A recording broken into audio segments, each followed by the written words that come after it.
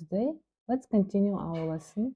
Сәлеметсіздер ме, құрметті оқушылар? Сабағымызды жалғастырайық. Бүгін 7-ші модульдің екінші тақырыбы модальный етістік canның кері формасы cannot. Және де ары қарай жануарлар тақырыбымен танысуды жалғастырамыз.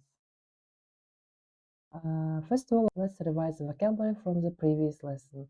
Алдымен әдеттегідей өткен сабақтағы осы жаңа сөздерімізді бір қайталап өтейік. Біздер сырттағы белсенділіктермен таныстық. Outdoor activities. Олар jump, run, ride a bike, ride a horse, sing. Play football, play tennis, swim, skate, skateboard, play volleyball. A frog, a fish, a snake, a bird, a monkey, a rabbit. Және де осындай етістіктер fly, crawl, hop, dive, climb етістіктермен танысқан болатынбыз.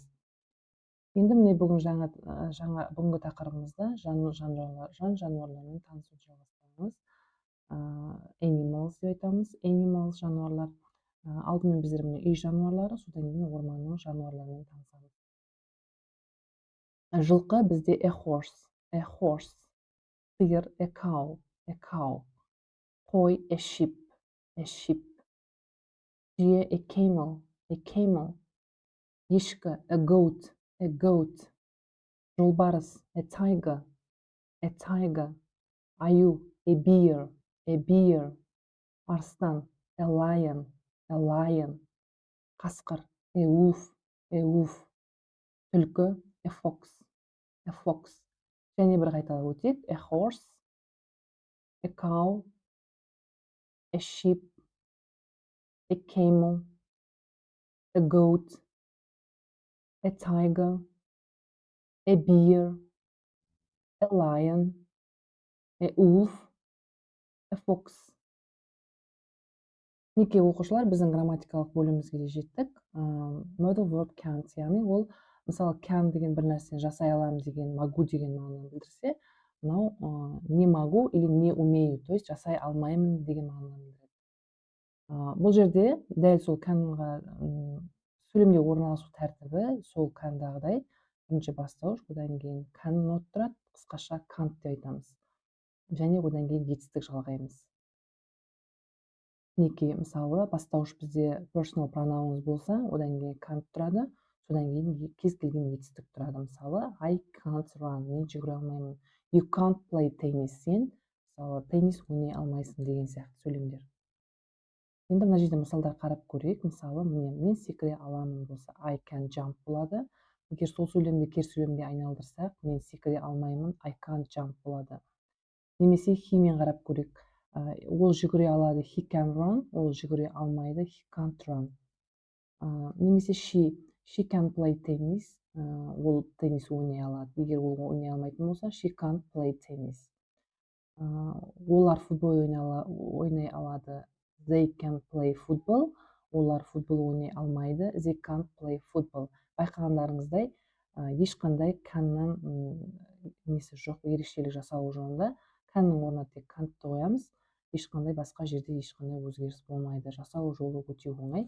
Тапсырмалар барысында тереңірек түсінесіздер деп ойлаймын. Мінекей сіздерге тапсырмалар берілді.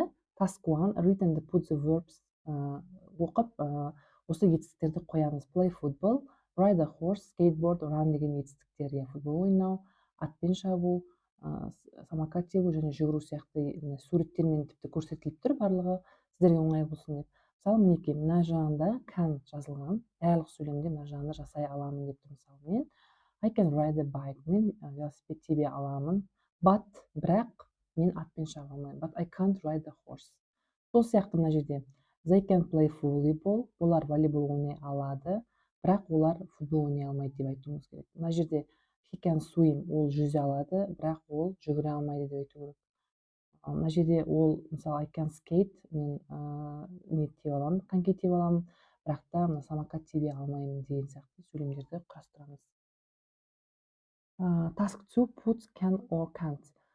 Осы екеуінің қайсысы не жасай алады, не жасай алмайтындығын қоюымыз керек. Мысалы, бірінші сөйлемде it can't crawl. Бізде мынандай жан жануарларға біздер барлығына it деген personal pronoun қолданамыз, жүктеу есім деген.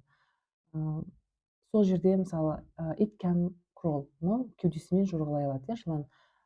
It can't jump, бірақ та ол не істей алмайды, секіре алмайды. Сондықтан біз мына жерде can't қоямыз.